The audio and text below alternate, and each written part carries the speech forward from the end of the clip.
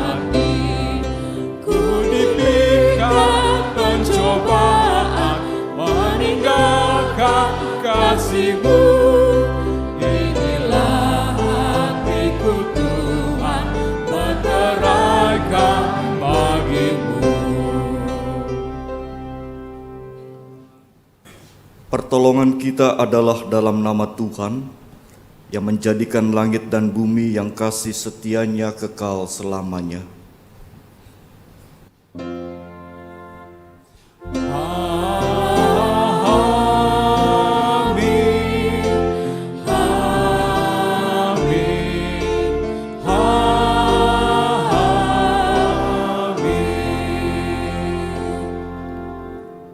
Salam sejahtera bagi saudara yang datang dalam nama Tuhan. Tuhan besertamu.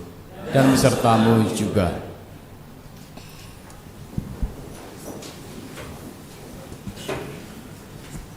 Saudara yang terkasih, dengan semangat menata kehidupan bergereja lewat reklarisasi, kita terus berupaya untuk saling mengenal dan membangun kebersamaan. Dalam menjalankan hidup dan pelayanan kita, pernahkah kita sadari bahwa dalam setiap perjalanan hidup kita yang penuh liku dan gelap, Tuhan selalu memelihara dan membimbing kita? Di tengah-tengah peristiwa yang selalu mengundang pertanyaan dan kebingungan, apakah kita pernah tercengang dan tertegun merasakan karya Tuhan yang ajaib menyertai dan yang menolong kita? Melalui tema ibadah minggu ini, persekutuan sebagai bentuk pemeliharaan Allah, kita diajak untuk memaknai pemeliharaan Allah di tengah-tengah pergumulan, pencobaan, dan krisis yang dihadapi dalam hidup ini. Melalui tema ini pula kita diajar untuk mempunyai sikap hidup yang benar dalam mengarungi perjalanan iman bersama dengan Allah.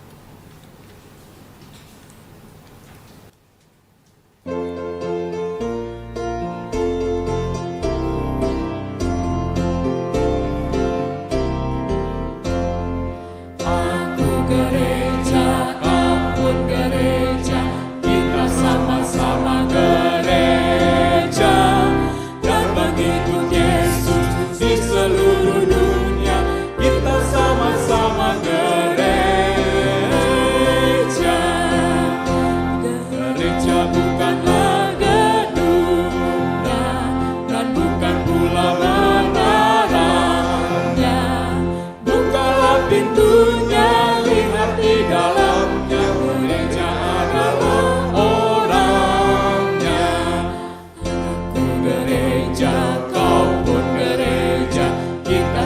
sama-sama gereja dan pengikut Yesus di seluruh dunia. Kita sama-sama gereja, berbagai macam manusia, terdiri dari bangsa-bangsa, lain bahasanya dan warna kulitnya, tempatnya pun berbeda juga. Aku gereja, kau pun gereja, kita sama-sama gereja dan pengikut Yesus di seluruh dunia. Kita sama-sama gereja. Waktu hari Pentakosta, Roh Kudus turunlah ke dunia. Gereja disuruhnya membawa berita kepada umat manusia. Kau pun gereja, kau pun gereja, kita sama-sama gereja dan pengikut Yesus di seluruh dunia. Kita sama-sama gereja.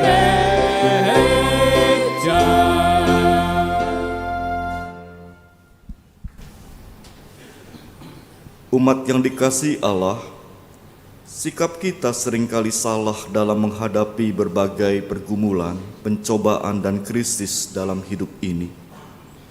Kita seakan tidak percaya dengan pemeliharaan Allah yang selalu menyertai kita di saat-saat yang sulit. Tanpa disadari, kita juga kadangkala memberontak kepadanya atas segala yang menimpa kita. Di saat-saat sulit ini kita mudah jatuh dalam dosa dan kehilangan kemuliaan Allah. Oleh karena itu, marilah kita merendahkan diri di hadapannya yang telah menebus kita dari segala dosa untuk mengakui dosa-dosa kita.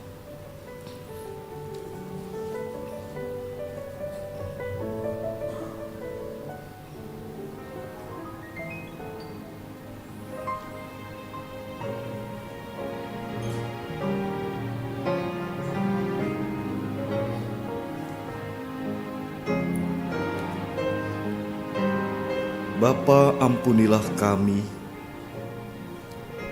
Kristus, taruhlah belas pengasihan-Mu dan selamatkanlah kami. Dan Roh Kudus biarlah menolong kami untuk menjalani hidup sesuai dengan pertobatan kami. Amin.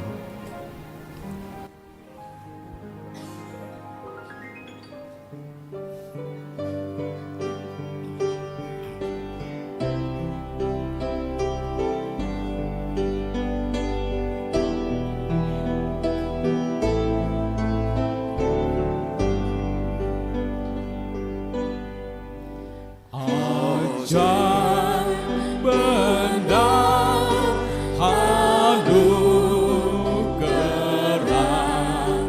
pembaru hidupku. Ku hilang tak bercela.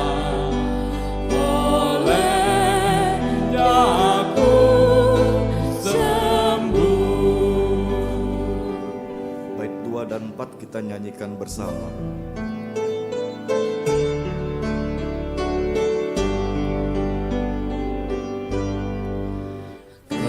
Ketika insafku cemas, sekarang ku lega. Syukur beban telah lepas, berkat anugerah.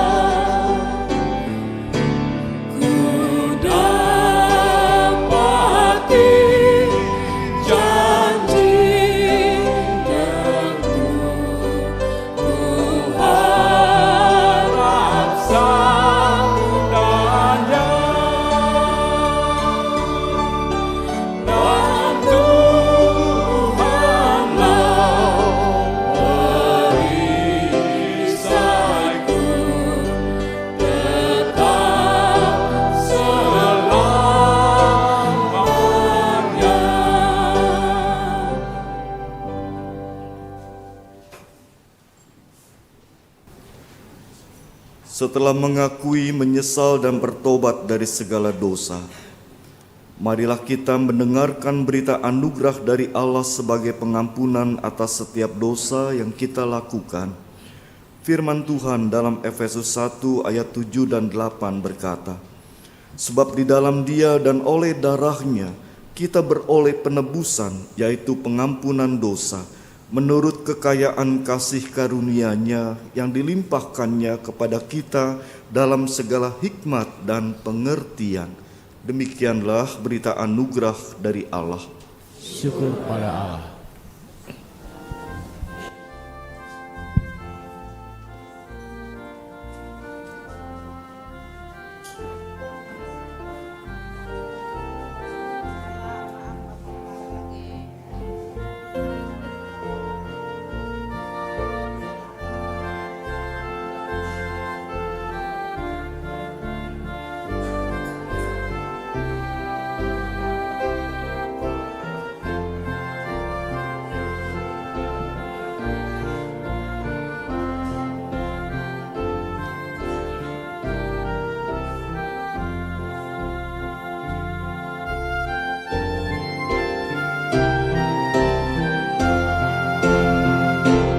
Tuhan Yesus sahabatku, tercinta dan melebihi segalanya bagiku.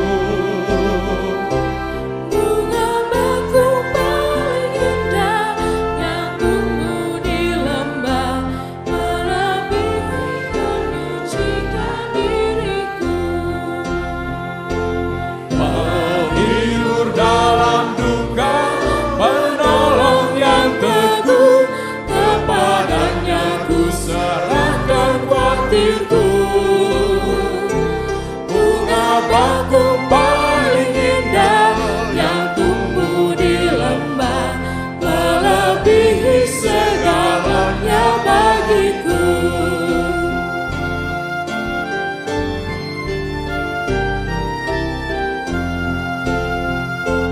Di setiap pencobaan dan duka batinku, Dia benteng dan perisaiku tetap. Demi Dia ku tinggalkan berhala hatiku, oleh Dia ku bertahan dan tegar. Digoda oleh iblis, ku takkan menyerah. Yesus jamin kemenangan imanku. Bunga bakung paling indah yang tumbuh di lembah, melebihi segalanya bagiku.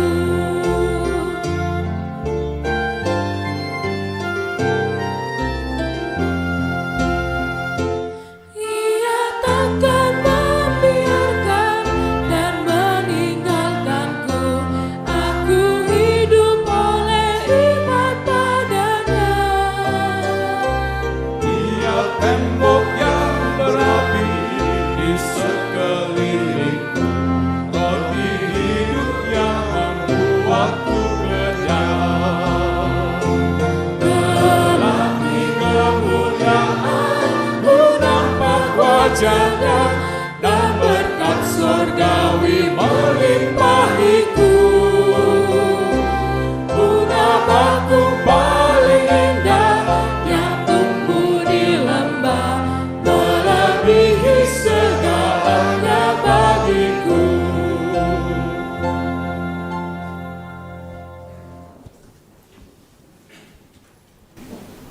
Kita mendengar sebuah pujian dari orang tua kita, dari lansia. Dipersilakan.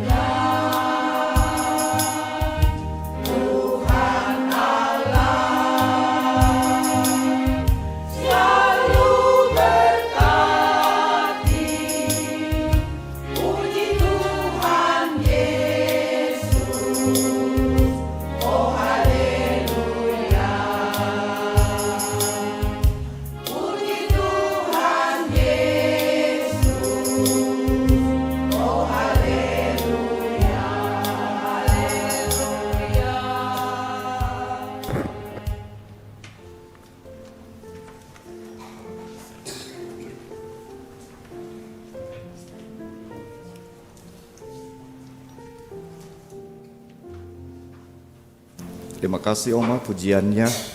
Suara Oma tuh bagus. Ya, mari saudara kita menyiapkan diri, kita berdoa.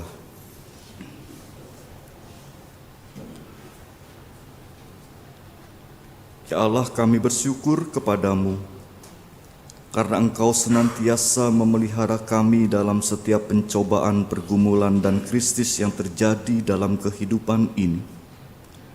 Melalui kebenaran firman-Mu, ajarlah kami untuk dapat memaknai segala pengalaman hidup kami, bahkan yang menyakitkan sekalipun. Biarlah kami selalu dapat mensyukuri akan penyertaan dan pemeliharaan-Mu di setiap langkah hidup kami. Pimpinlah kami dengan kuasa Roh Kudus agar kami dimampukan untuk mengerti dan melakukan firman dalam hidup ini. Kami berdoa dalam nama Tuhan Yesus Kristus. Amin.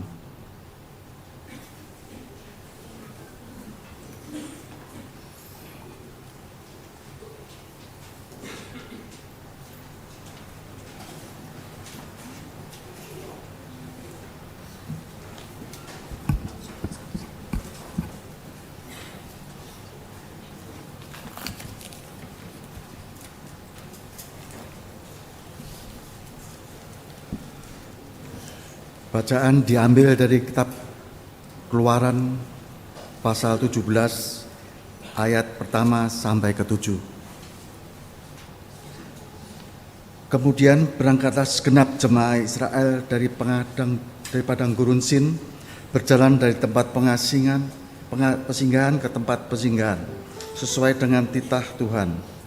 Lalu berkemahlah mereka di Rafidim, tetapi di sana tidak ada air untuk diminum bangsa itu.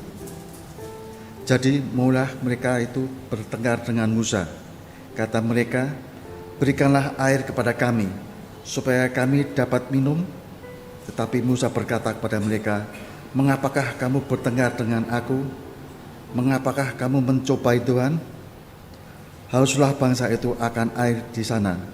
Bersungut-sungutlah bangsa itu kepada Musa dan berkata, mengapa pula engkau memimpin kami keluar dari Mesir untuk membunuh kami, anak-anak kami, dan ternak kami dengan kehausan? Lalu berseru-serulah Musa kepada Tuhan, katanya, apakah yang akan kulakukan kepada bangsa ini? Sebentar lagi mereka akan melempari aku dengan batu.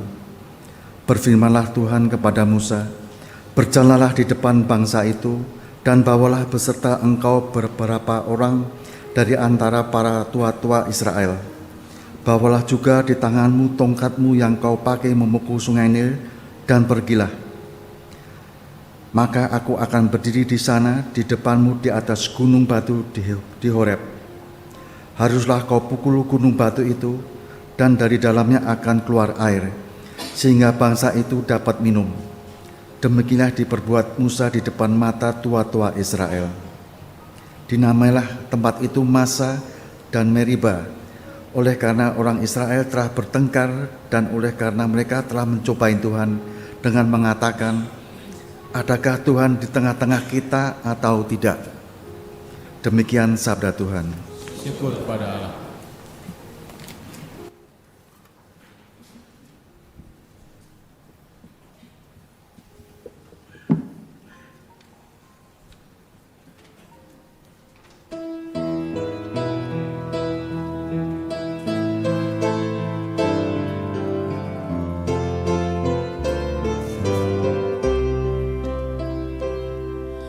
Pasanglah telingamu untuk pengajaranku, hai bangsaku. Sendengkanlah telingamu pada ucapan mulutku.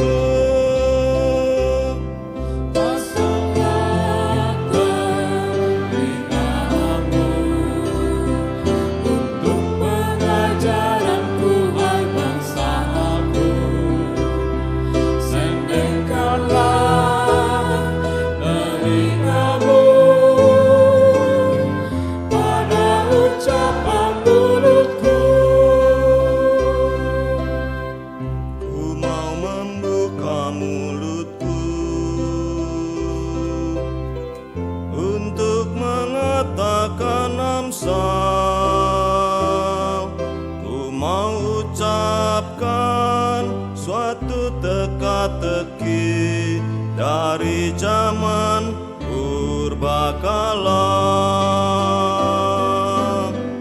yang sudah kami dengarkan dan telah kami ketahui, dikisahkan oleh nenek moyang kepada kami semua. Pasanglah telingamu untuk pengajaranku, hai bangsaku. Sendengkanlah telingamu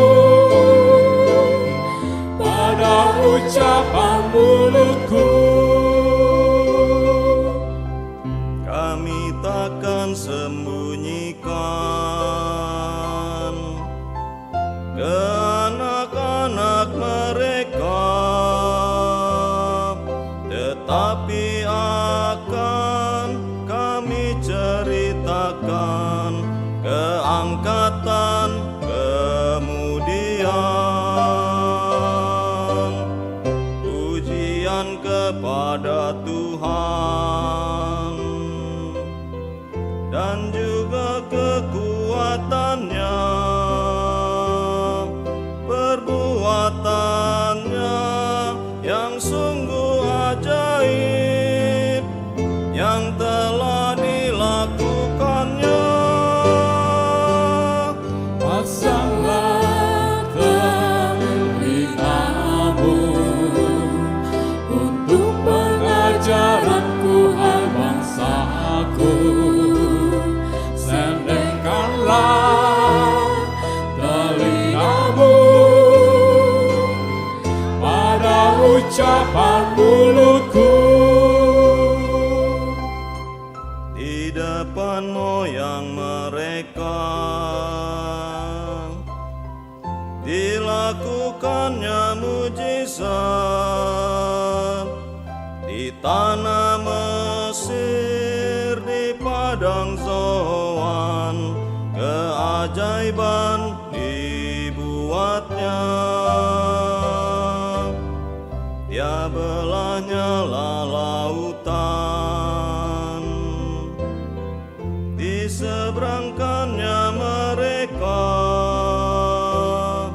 didirikannya air bagai bendungan, diseberangkannya mereka.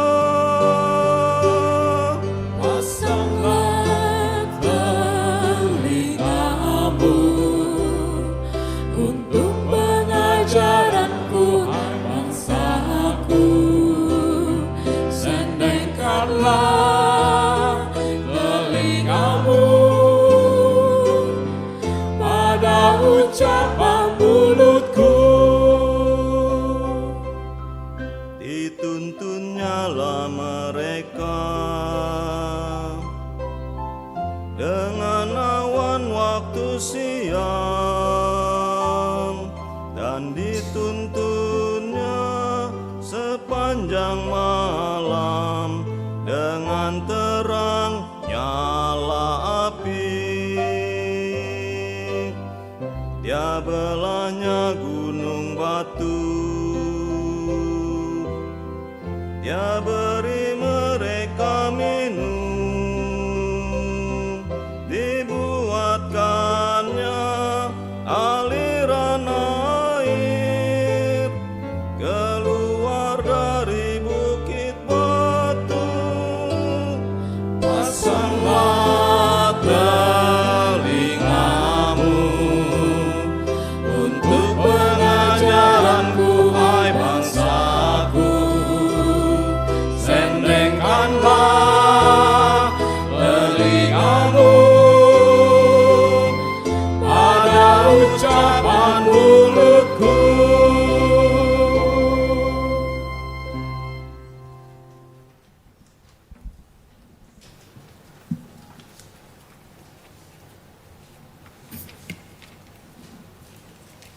Bacaan Filipi pasal 2 ayat 1 sampai dengan 13.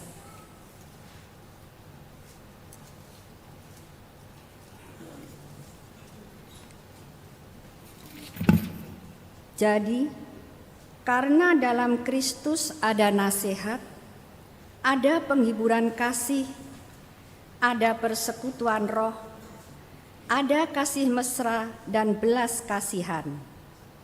Karena itu, sempurnakanlah sukacitaku dengan ini. Hendaklah kamu sehati sepikir dalam satu kasih, satu jiwa, satu tujuan, dengan tidak mencari kepentingan sendiri atau puji-pujian yang sia-sia. Sebaliknya, hendaklah dengan rendah hati yang seorang menganggap yang lain lebih utama daripada dirinya sendiri.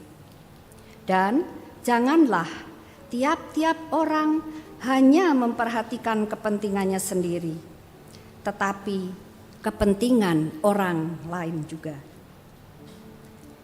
hendaklah kamu dalam hidupmu bersama menaruh pikiran dan perasaan yang terdapat juga dalam Kristus Yesus, yang walaupun dalam rupa Allah tidak menganggap kesetaraan dengan Allah itu sebagai milik yang harus dipertahankan, melainkan telah mengosongkan dirinya sendiri dan mengambil rupa seorang hamba dan menjadi sama dengan manusia. Dan dalam keadaan sebagai manusia, ia telah merendahkan dirinya dan taat sampai mati, bahkan sampai mati di kayu salib. Itulah sebabnya Allah sangat meninggikan dia dan mengaruniakan kepadanya nama di atas segala nama, supaya dalam nama Yesus bertekuk lutut segala yang ada di langit dan yang ada di atas bumi dan yang ada di bawah bumi, dan segala lidah mengaku Yesus Kristus adalah Tuhan, bagi kemuliaan Allah Bapa.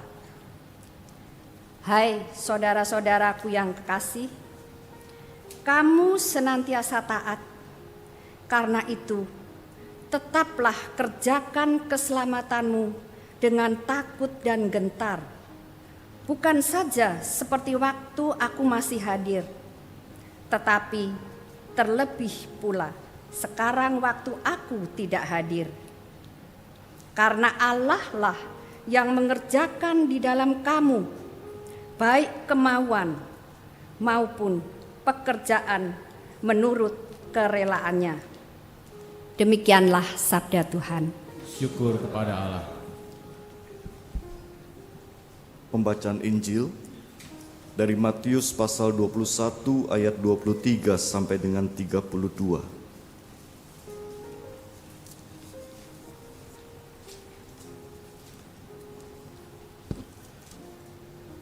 Pertanyaan mengenai kuasa Yesus. Lalu Yesus masuk ke bait Allah, dan ketika ia mengajar di situ, datanglah imam-imam kepala serta tua-tua bangsa Yahudi kepadanya dan bertanya, "Dengan kuasa manakah engkau melakukan hal-hal itu? Dan siapakah yang memberikan kuasa itu kepadamu?" Jawab Yesus kepada mereka, "Aku juga akan mengajukan satu pertanyaan kepadamu. Dan jikalau kamu memberi jawabnya kepadaku, aku akan mengatakan juga kepadamu dengan kuasa manakah aku melakukan hal-hal itu. Dari manakah baptisan Yohanes? Dari sorga atau dari manusia?" Mereka memperbincangkannya di antara mereka dan berkata, "Jikalau kita katakan dari sorga, ia akan berkata kepada kita, 'Kalau begitu, mengapa kamu tidak percaya kepadanya?' Tapi jika kita katakan dari manusia, kita takut kepada orang banyak, sebab orang menganggap Yohanes itu nabi." Lalu mereka menjawab Yesus, "Kami tidak tahu." Dan Yesus pun berkata kepada mereka, "Jika demikian, aku juga tidak mengatakan kepadamu dengan kuasa manakah aku melakukan hal-hal itu." Perumpamaan tentang dua orang anak. Tetapi apakah pendapatmu tentang ini? Seorang mempunyai dua anak laki-laki. Ia pergi kepada anak yang sulung dan berkata, "Anakku, pergi dan bekerjalah hari ini dalam kebun anggur." Jawab anak itu, "Baik, Bapa," tapi ia tidak pergi. Lalu orang itu pergi kepada anak yang kedua dan berkata, demikian juga. Dan anak itu menjawab, "Aku tidak mau." Tapi kemudian ia menyesal lalu pergi juga. Siapakah di antara kedua orang itu yang melakukan kehendak ayahnya? Jawab mereka, "Yang terakhir." Kata Yesus kepada mereka, "Aku berkata kepadamu, sesungguhnya pemungut-pemungut cukai dan perempuan-perempuan sundal akan mendahului kamu masuk ke dalam kerajaan Allah. Sebab Yohanes datang untuk menunjukkan jalan kebenaran kepada kamu, dan kamu tidak percaya kepadanya. Tetapi pemungut-pemungut cukai dan perempuan-perempuan sundal percaya kepadanya. Dan meskipun kamu melihatnya, tapi kemudian kamu tidak menyesal dan kamu tidak juga percaya kepadanya. Demikianlah Injil Yesus Kristus. Berbahagialah kita yang mendengarkan firman Allah dan memelihara serta melakukannya. Haleluya. Haleluya, haleluya, haleluya.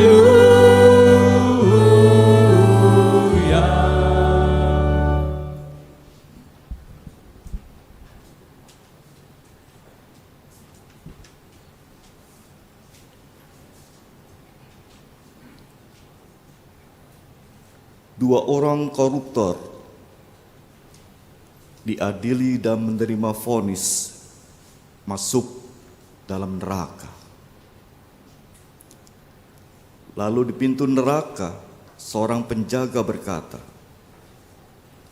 Anda berdua akan disiksa di satu tempat yang sama seumur hidup. Dan kedua koruptor itu diantar ke satu rumah. Ini rumah tempat penyiksaan untuk Anda berdua. Kedua orang itu langsung masuk dan melihat-lihat isi rumah itu. Apa yang mereka lihat, saudara? Mereka melihat isi rumah itu penuh dengan berbagai fasilitas yang lengkap. Di pojok sana mereka melihat ada kulkas. Dan di sebuah rak meja mereka melihat ada TV. Mereka juga melihat bahwa kamar terisi dengan tempat tidur. Dan di ruangan lain mereka melihat ada seperangkat alat olahraga.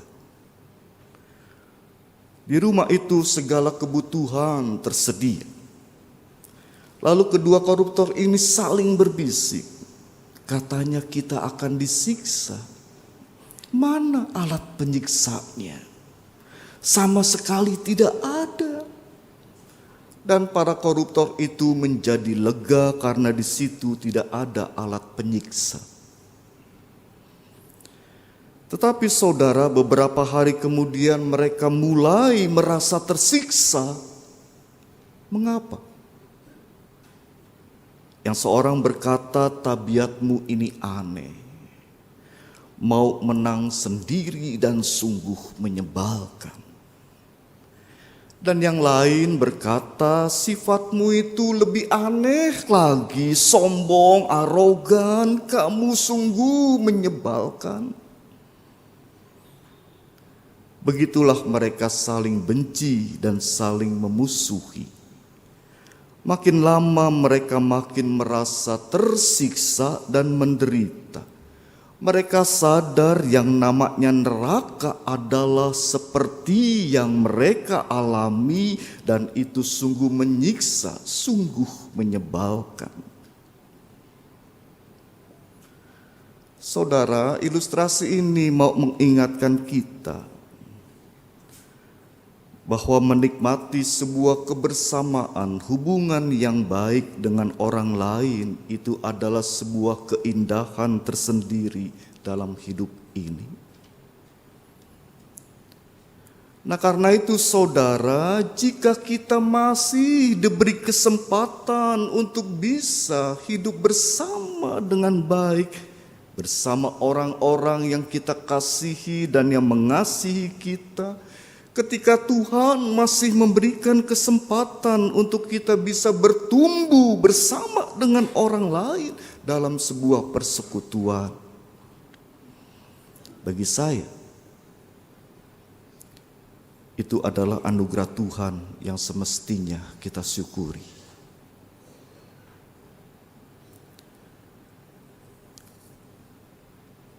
Saudara, Kristus mendirikan gereja untuk memenuhi kebutuhan dasar manusia akan bimbingan dan dukungan. Kristus yang mendirikan gereja. Gereja ada bukan karena semata-mata upaya manusia, tapi Kristuslah yang menghimpun umatnya.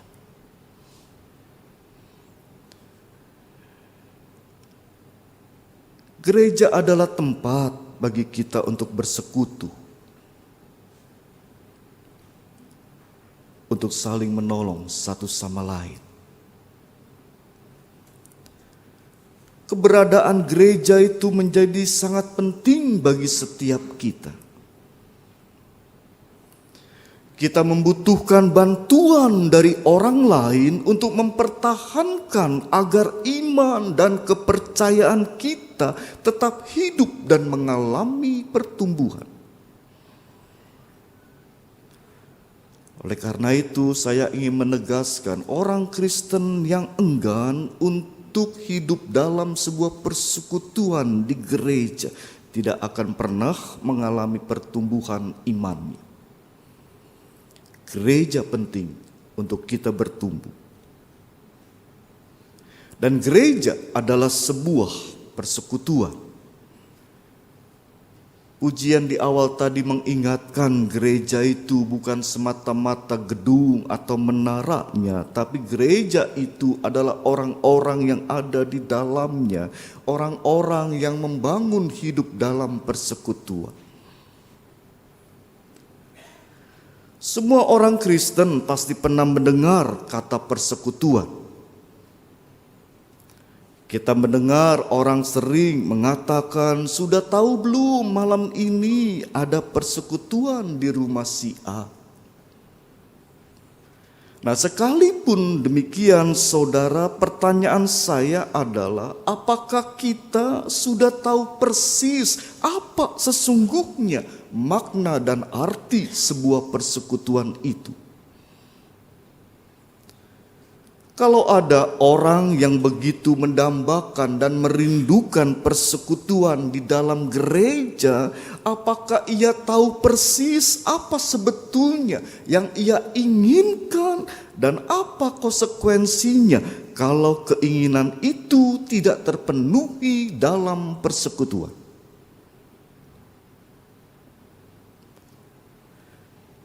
Saudara, saya memang kadang-kadang menaruh keprihatinan ketika ada warga gereja yang pindah-pindah gereja hanya karena alasan keinginannya tidak terpenuhi dari persekutuan gereja. Nah, apakah cerminan sikap dari anggota gereja yang berperilaku seperti itu sudah mengerti apa sesungguhnya persekutuan? Dalam bahasa Yunani, kata persekutuan disebut dengan koinonia. Arti aslinya adalah satu roh, kerinduan atau semangat untuk memberi, untuk berbagi dengan kemurahan hati dengan orang lain. Itu arti semula dari koinonia, persekutuan. Jadi kalau kita berbicara tentang sebuah persekutuan, persekutuan itu adalah komunitas untuk kita saling berbagi dengan orang lain. Nah, lawan dari koinonia itu adalah pleinoxia, artinya mengambil, merebut, meraup segala sesuatu dari orang lain untuk diri sendiri. Misalnya begini, jika dalam suatu prasmanan kita melihat makanan kesukaan kita,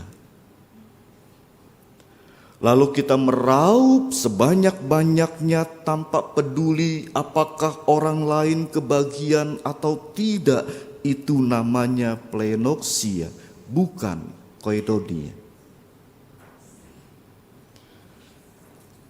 Kemarin sore saya hadir pada persepsi pernikahan salah seorang warga gereja.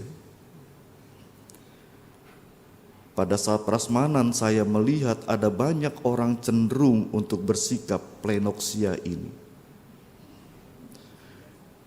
Di stand makanan tertentu, kambing guling, saya melihat orang berjejer dan ketika sudah ada di depan meja, mereka mengambil sebanyak-banyaknya makanan yang satu itu.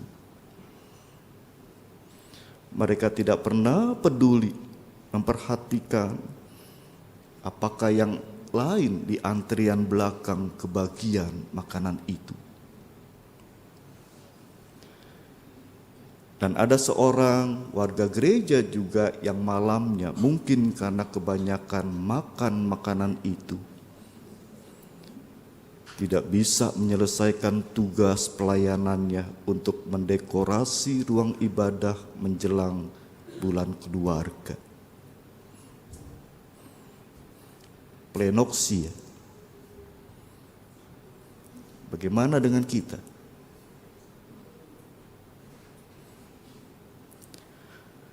Tidak ada persekutuan apapun yang dapat terjadi dalam dunia ini, baik dalam keluarga, dalam masyarakat, ataupun dalam gereja, kalau anggotanya hanya menginginkan haknya dan melupakan kewajibannya. Bayangkan saudara, apa jadinya gereja kita kalau semua orang yang ada dalam gereja ini hanya menuntut haknya tapi mengabaikan kewajibannya. Semua mau minta dilayani, lalu melupakan panggilan untuk melayani. Apa yang akan terjadi? Nah, gereja yang terisi oleh semangat plenoksia ini disebut sebagai gereja yang tidak sehat. Sebaliknya, jika semangat koinonia, semangat persekutuan untuk saling berbagi itu mewarnai kehidupan bergereja, saya jamin gereja itu pasti akan sehat dan menjadi gereja yang akan mendatangkan berkat berkelimpahan.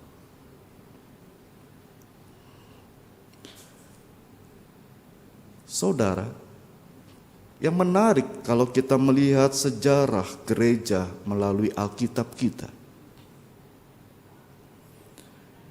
kita bisa melihat semangat koinonia itu ada dalam kehidupan gereja mula-mula di zaman para rasul, atau juga dalam kehidupan jemaat-jemaat di Makedonia sesuai dengan kesaksian Paulus. Dalam Alkitab, saudara, kita bisa melihat bahwa jemaat-jemaat yang baru bertumbuh, jemaat-jemaat kecil, jemaat yang belum atau tidak mapan justru yang memiliki semangat koinonia itu. Tapi sebaliknya, kehidupan di jemaat besar, di jemaat yang sudah mapan, malah cenderung diwarnai dengan semangat plenoksia itu. Misalnya, jemaat Korintus itu adalah jemaat yang mapan. Mereka memiliki kelimpahan karunia Allah. Jemaat di Roma itu juga adalah jemaat yang besar. Orang-orang yang ada di dalamnya adalah orang-orang yang sukses. Mereka memiliki para aktivis jemaat yang luar biasa terampil. Demikian juga dengan jemaat di Filipi. Tapi sayangnya saudara, semangat plenoksia itulah yang mewarnai kehidupan jemaat-jemaat yang mapan dan besar itu. Dan inilah yang ditentang Paulus melalui suratnya kepada jemaat di Filipi. Saya baru 3 tahun melayani di GKI Cikarang. Sebagai daerah urban, jemaat GKI Cikarang memang bertumbuh khususnya di dalam kuantitas, dalam jumlah. Ada banyak pabrik, kawasan industri, otomatis ada banyak perumahan baru, otomatis itu menghadirkan kaum urban di Cikarang. Gereja bertumbuh secara kuantitas.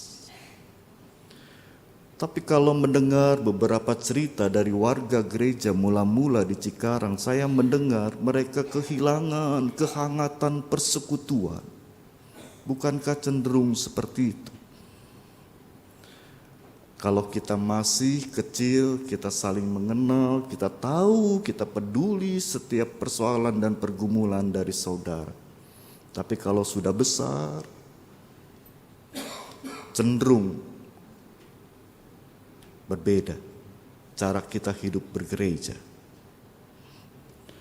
Saya sering bercanda, gereja itu seperti terminal saja kelihatannya sekarang. Orang datang dan pergi tanpa lagi tahu, peduli dan urusan orang lain. Orang datang agak terlambat, tapi kalau pulang mau cepet duluan, salam pendeta pun tidak.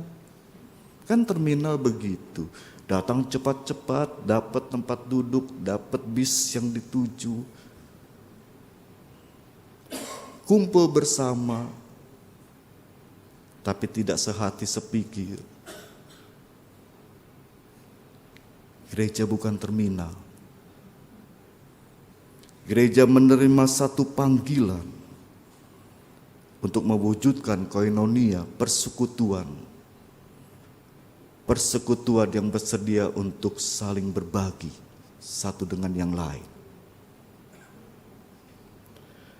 Nah, ketika jemaat di Filipi cenderung mengalami gangguan dalam persekutuan yang hangat itu, dari dalam penjara Paulus menuliskan suratnya untuk mengingatkan bahwa mereka adalah umat Tuhan yang seharusnya hidup sehati sepikir, satu tujuan. Yang mengingatkan agar masing-masing orang jangan hanya mementingkan diri sendiri, tapi juga mau mengutamakan kepentingan dan hidup orang lain.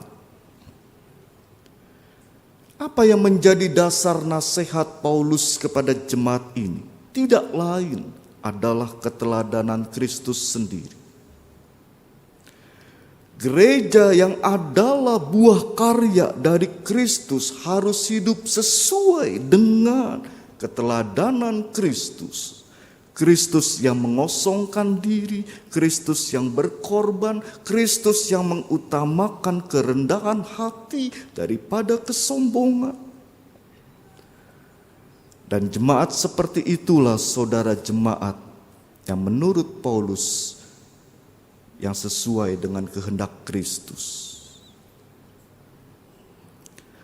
Saudara, jemaat di Filipi itu biasa berhubungan dengan para budak, baik dalam lingkungan masyarakat ataupun ada dugaan jemaat di Filipi ini ada juga orang-orang yang bekerja sebagai budak. Nah, dalam kondisi ini Paulus mau mengingatkan mereka agar mereka jangan memandang diri mereka lebih tinggi ketimbang para budak yang adalah saudara seiman mereka dalam tubuh Kristus.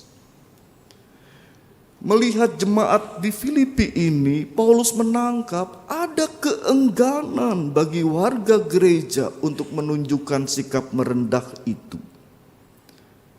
Mereka memahami bahwa kerendahan hati itu dianggap sebagai sebuah kelemahan. Dan mereka khawatir jika mereka merendahkan diri, mereka itu akan dihina, dipandang sebelah mata, dan disamakan statusnya dengan saudara seiman yang bekerja sebagai para budak. Oleh karena itu mereka enggan untuk merendahkan diri dan hati mereka. Nah, Paulus menasehati ketika mereka bersedia untuk rendah hati, merendahkan diri, ketika mereka mau mengutamakan juga kepentingan orang lain, Allah sendiri yang tidak akan menyia-nyiakan mereka. Oleh karena itu Paulus menegaskan, lihat Kristus sendiri telah merendahkan dirinya sedemikian rupa. Dan pada akhirnya Allah jugalah yang meninggikan dia. Dan semua memuliakan namanya. Saudara yang saya kasihi, panggilan persekutuan menurut saya itu menjadi terasa penting. Jika kita bertanya seperti ini, seberapa kuatkah kita mampu menjalani hidup sendirian? Mungkin untuk sementara kita bisa, tapi untuk jangka waktu lama tentunya akan sulit bagi kita harus bertahan sendirian. Pada satu titik saudara, kita akan tahu bahwa kita butuh orang lain untuk kita bisa bertahan hidup. Tidak ada manusia yang 100% sempurna, 100% kuat dan sanggup mengatasi segalanya sendirian. Karena itu sangat manusiawi apabila ada saat-saat kita menguatkan dan ada saat-saat tertentu kita butuh dikuatkan oleh orang lain. Sebagai pendeta saya sering mengatakan, saya akan menjadi kuat dan tetap kuat jika warga jemaat atau gereja Anda semua mendoakan saya. Kita saling memerlukan. Bukan saja jemaat butuh pendeta, tapi juga pendeta membutuhkan warganya. Saudara, lingkungan yang sulit, dunia yang kejam, setiap saat akan membuat kita semakin lemah. Dalam situasi kerasnya hidup ini, kita sadar iman kita akan gampang merosot jika kita menghadapi masalah demi masalah secara sendirian. Kita bisa hilang pengharapan jika masalah terus menghantam hidup kita. Dan di saat seperti itulah kita butuh orang lain. Anda sudah mengenal pohon bambu. Waktu saya ke Aceh, tsunami kemarin lalu itu, saya melihat ada banyak pohon besar tumbang. Tapi di tepian pantai saya melihat ada serumpun pohon bambu yang masih tetap berdiri, survive, meskipun dihantam gelombang tsunami. Pertanyaannya, mengapa pohon bambu yang kelihatannya lebih kecil, lebih ringkih dibandingkan dengan pohon kelapa atau pohon beringin bisa bertahan? Sebatang pohon bambu itu tidak akan kuat. Tapi ketika mereka tetap tinggal bersama dalam rumpunnya, mereka akan menjadi sangat kuat. Mereka bisa bertahan dari angin dan gelombang. Bukankah itu mencerminkan pentingnya sebuah persekutuan?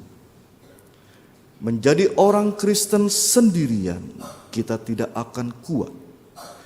Tapi ketika kita menjadi orang Kristen yang tetap terhimpun dalam sebuah persekutuan, di situ kita akan kuat.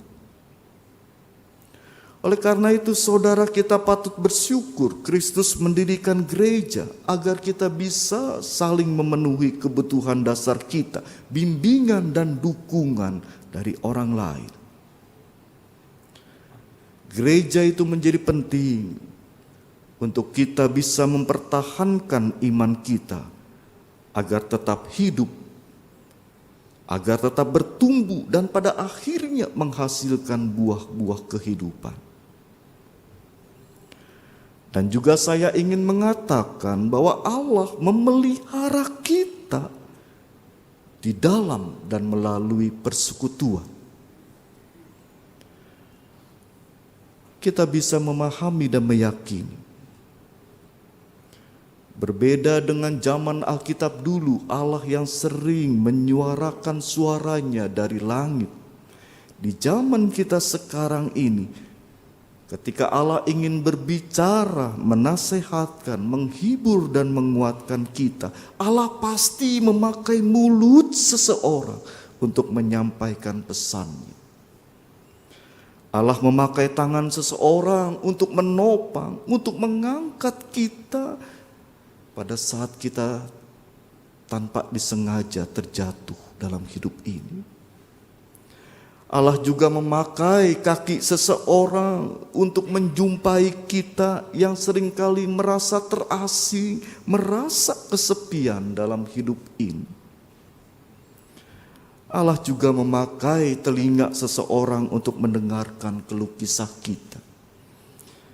Dan Allah menggunakan mata kita semua untuk kita mengawasi apakah jalan kita lurus atau serong, serta menunjukkan kita jalan kembali.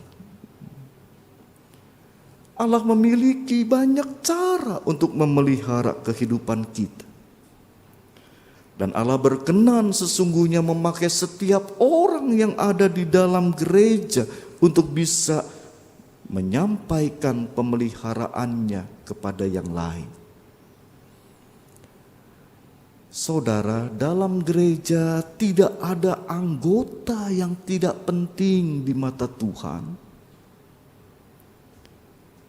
Semuanya begitu penting. Semuanya dimampukan, semuanya diharapkan menerima dan menjawab panggilan yang sama. Menjadi orang-orang yang bekerja, membawa kebaikan buat orang lain.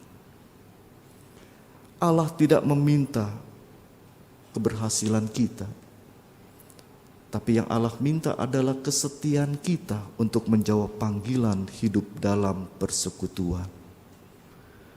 Bersediakah kita untuk dipakai Tuhan menjadi berkat buat orang lain? Amin.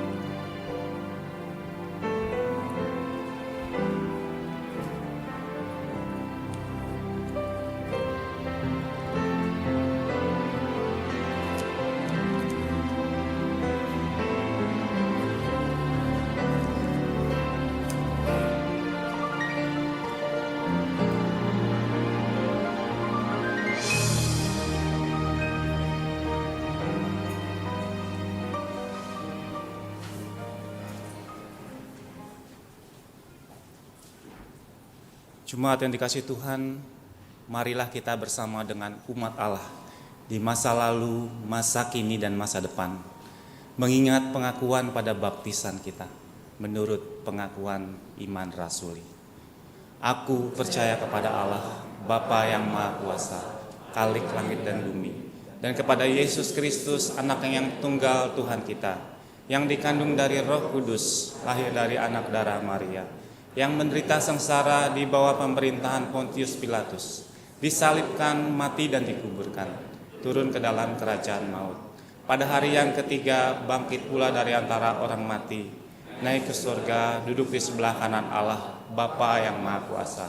Dan dari sana ia akan datang untuk menghakimi orang yang hidup dan yang mati. Aku percaya kepada Roh Kudus, gereja yang kudus dan am, persekutuan orang kudus, pengampunan dosa, kebangkitan orang mati, dan hidup yang kekal. Silakan duduk kembali. Jemaat yang terkasih, saat ini kita akan memasuki Sensuramorum Jemaat atau persiapan perjamuan kudus. Pada hari Minggu 5 Oktober 2014, kita akan merayakan perjamuan kudus sedunia. Untuk menyambut dan ikut serta dalam perayaan itu, marilah kita mempersiapkan diri secara bersama-sama. Pada perjamuan malam terakhir, Kristus menghendaki kita merayakan perjamuan kudus untuk mengenangnya. Mengenang Kristus berarti mengalami kehadirannya, seperti murid-muridnya dahulu mengalami kehadirannya bersama mereka. Mengenang Kristus juga berarti menyadari secara pribadi seluruh kehidupan Kristus yang diberikannya bagi keselamatan dunia. Sejak ia lahir, melayani, menderita sengsara, mati, dibangkitkan, dan dimuliakan di sorga. Karena itu marilah kita merenungkannya. Apakah saudara benar-benar rindu untuk berjumpa secara pribadi dengan Kristus? Untuk mengalami kasih, kuasa, dan kebenarannya yang membaharui hidup saudara? Apakah saudara menghayati bahwa seluruh kehidupan dan karya Kristus, yaitu kelahirannya, pelayanannya, penderitaannya, kematiannya, kebangkitannya, kenaikannya ke sorga, sampai dengan kedatangannya kembali, terkait erat dengan kehidupan saudara? Pada perjamuan malam terakhir, ketika Kristus memecah roti dan mengangkat cawan, ia membagikan tubuh dan darahnya sendiri kepada murid-muridnya. Menerima tubuh dan darahnya berarti dipersatukan dengan Kristus, sehingga ia menjadi kepala dan kita tubuhnya.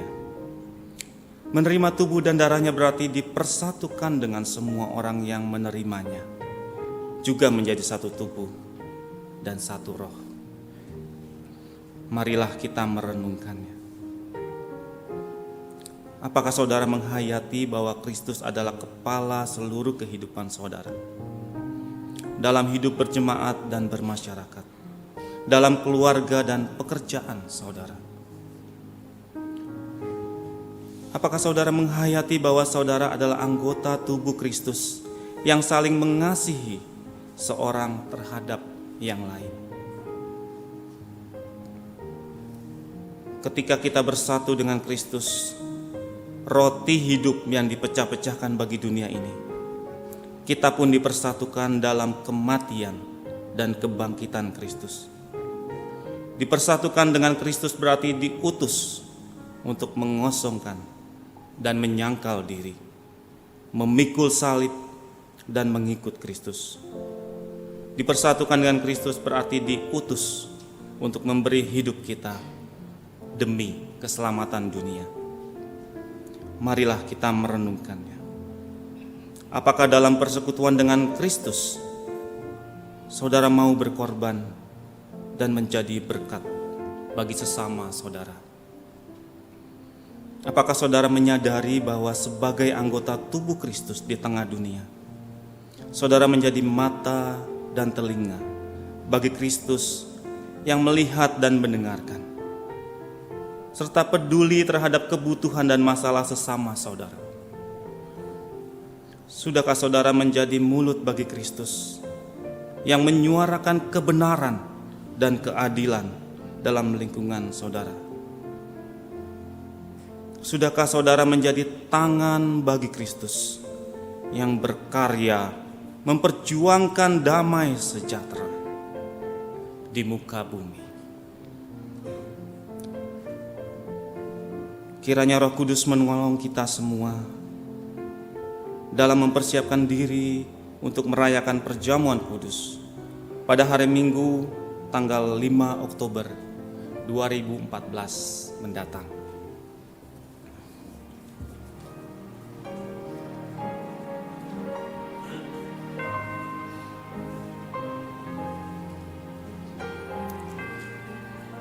Mari jemaat kita berdoa.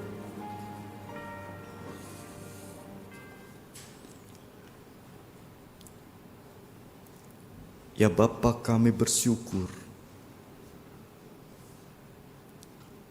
ketika kami melihat ada banyak orang-orang Kristen yang merindukan sebuah persekutuan untuk mereka bersama saling bertumbuh dalam iman. Tapi karena keadaan dan kondisi sekitar tidak memungkinkan mereka bisa memenuhi harapan itu. Dan saat ini kami boleh menikmati sebuah persekutuan dalam gereja. Itu adalah anugerah yang kami syukuri. Firman Tuhan memanggil kami semua sebagai bagian dari persekutuan tubuh Kristus. Kami memiliki panggilan yang sama untuk mewujudkan kasih Kristus di tengah dan di dalam persekutuan kami bergereja. Ya Bapa di sorga, firman Tuhan menguatkan kami bahwa Allah sesungguhnya bekerja memelihara kehidupan kami di dalam dan melalui persekutuan bersama dengan orang lain. Oleh karena itu, tolonglah kami untuk bersama-sama mewujudkan persekutuan kami sebagai gereja seturut dengan kehendak Kristus. Karena dalam kehidupan persekutuan persaudaraan yang rukun, kesanalah Tuhan memerintahkan berkat kehidupan. Tuhan berkatilah para pelayan-pelayan-Mu yang menyediakan waktu diri dan bahkan mempersembahkan hidup mereka untuk terus menjaga, memelihara, dan mengembangkan kehidupan persekutuan gereja yang benar seturut dengan kehendak Kristus. Berkatilah para pendeta, pendeta Yael, berkatilah majelis jemaat, pengurus di komisi, dan semua aktivis yang terlibat ambil bagian melayani Tuhan dalam gerejanya. Biarlah melalui pelayanan itu, jemaat Tuhan boleh semakin bertumbuh dalam kasih dan saling mengasihi. Pada saat ini ya Tuhan, kami juga ingin berdoa. Kami bersyukur Kristus mengundang dan mengajak kami semua untuk ambil bagian di dalam sakramen perjamuan kudus minggu depan. Perjamuan kudus sedunia.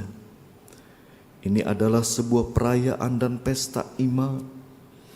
Oleh karena itu kami menyambut undangan Kristus ini dengan penuh syukur dan sukacita. Dan kami mohon kiranya masa-masa persiapan diri kami Tuhan berkati. Jika kami berada dalam berbagai masa pencobaan, Tuhan tolong kami untuk bisa memenangkan pencobaan-pencobaan hidup kami sesuai dengan nilai-nilai iman yang kami pegang. Tuhan berkati gereja-Mu, biarlah gereja juga dapat memberikan pelayanan yang terbaik untuk mewartakan kasih pengorbanan Kristus yang menyelamatkan dalam sakramen perjamuan.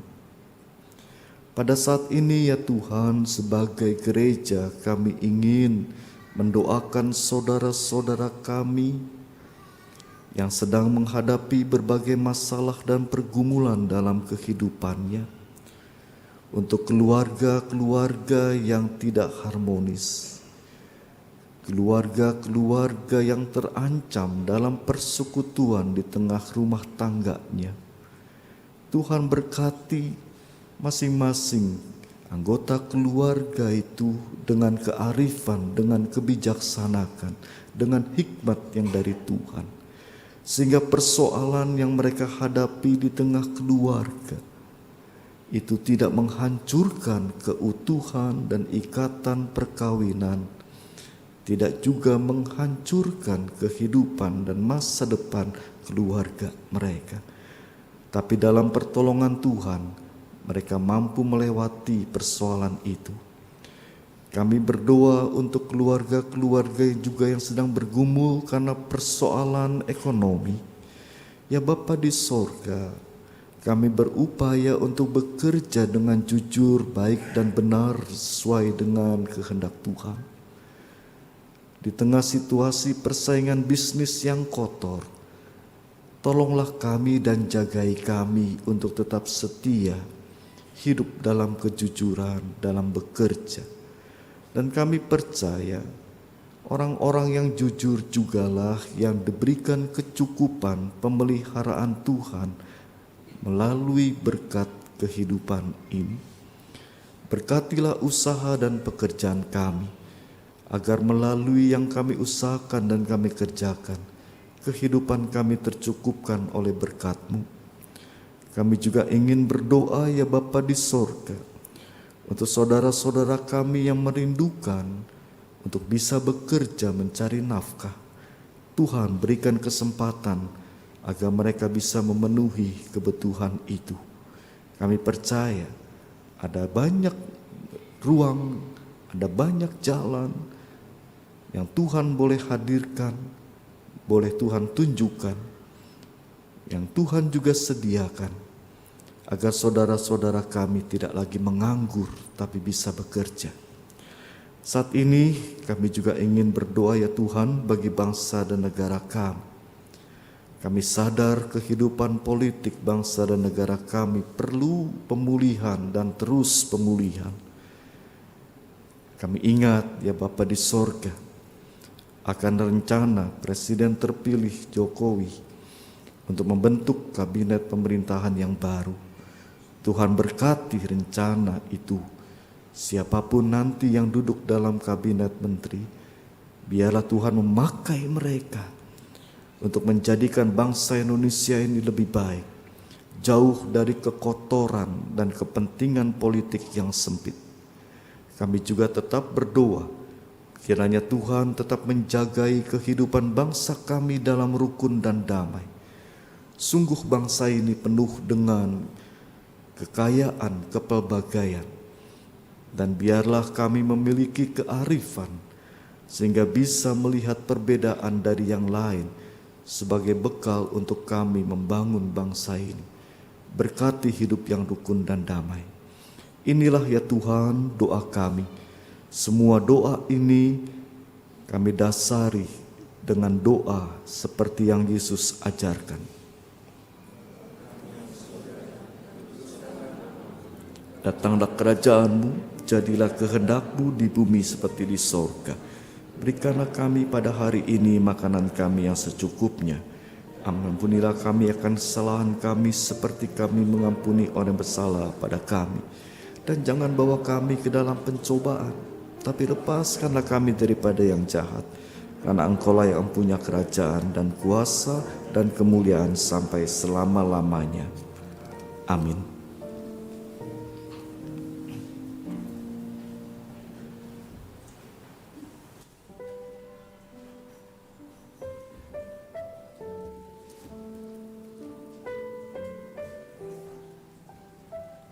Jemaat yang dikasihi Tuhan, marilah kita menyatakan rasa syukur kita kepada Tuhan melalui persembahan yang kita bawa dengan penuh rasa syukur, serta mengingat firman Tuhan yang terambil dari Mazmur 107 ayat 21 sampai 22 yang berkata demikian. Biarlah mereka bersyukur kepada Tuhan karena kasih setianya, karena perbuatan-perbuatannya yang ajaib terhadap anak-anak manusia. Biarlah mereka mempersembahkan korban syukur dan menceritakan pekerjaan-pekerjaannya dengan sorak-sorai. Marilah kita menyatakan syukur kita juga melalui sebuah pujian atas karya Tuhan dalam hidup kita. Tabu Gendang, Kidung Jemaat 292.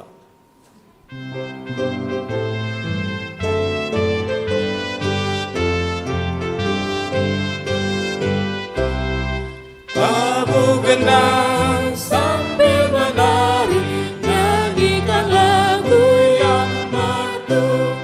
Bunyikanlah gambus kecapi, mari memuji Allahmu.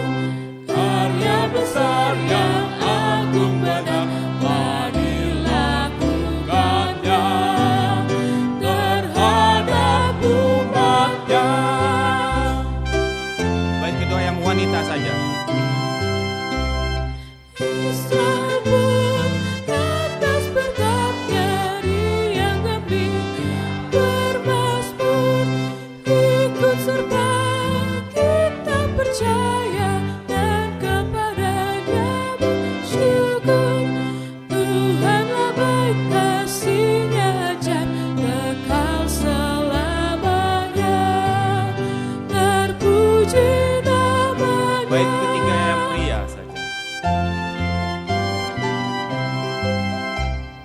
Dulu telah dari himpinan Ia bebaskan umatnya, habis mendung Ia berikan sinar mentari yang cerah. Puji terus Yang Maha Kudus, bebanmu yang berat digantinya berkat. Bait pertama oleh pemandu pujian saja. Tabuh gendang sambil menari, nyanyikan lagu yang merdu, bunyikanlah gambus kecapi, mari memuji Allahmu.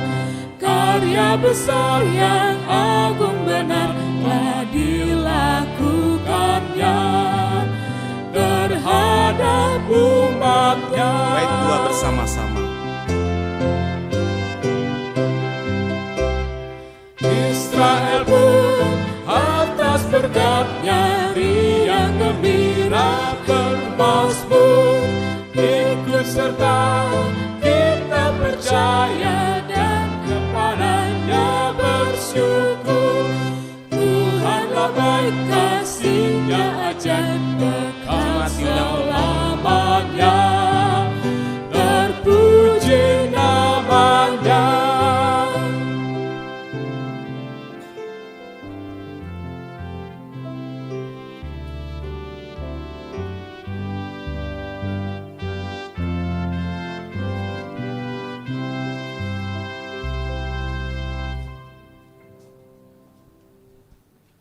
Mari kita berdoa.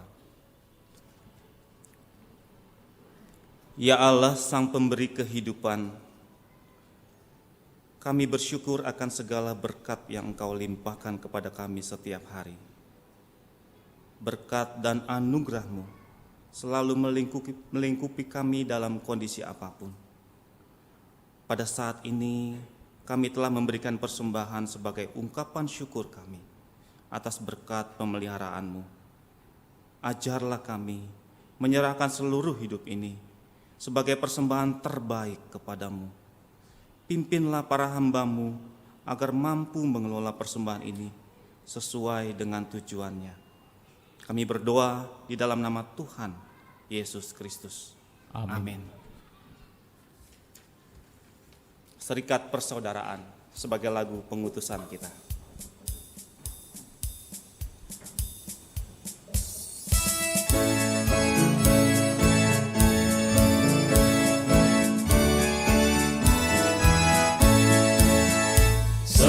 Serikat persaudaraan, berdirilah teguh, sempurnakan persatuan di dalam Tuhan.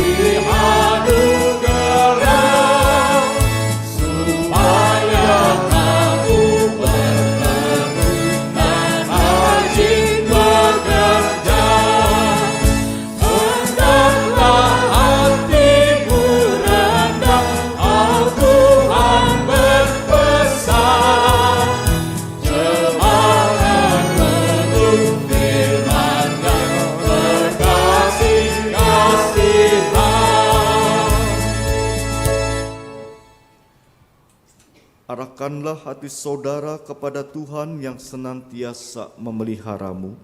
Kami mengarahkan hati kami kepada Tuhan. Jadilah saksi Kristus dalam setiap pengalaman hidupmu. Syukur kepada Allah, Terpujilah Tuhan. kini dan selamanya. Pergilah dengan damai dan sejahtera dan terimalah berkat Tuhan. Tuhan memberkati engkau dan melindungi engkau. Tuhan menyinari engkau dengan wajah-Nya dan memberi engkau kasih karunia. Tuhan menghadapkan wajah-Nya kepadamu dan memberi engkau damai sejahtera.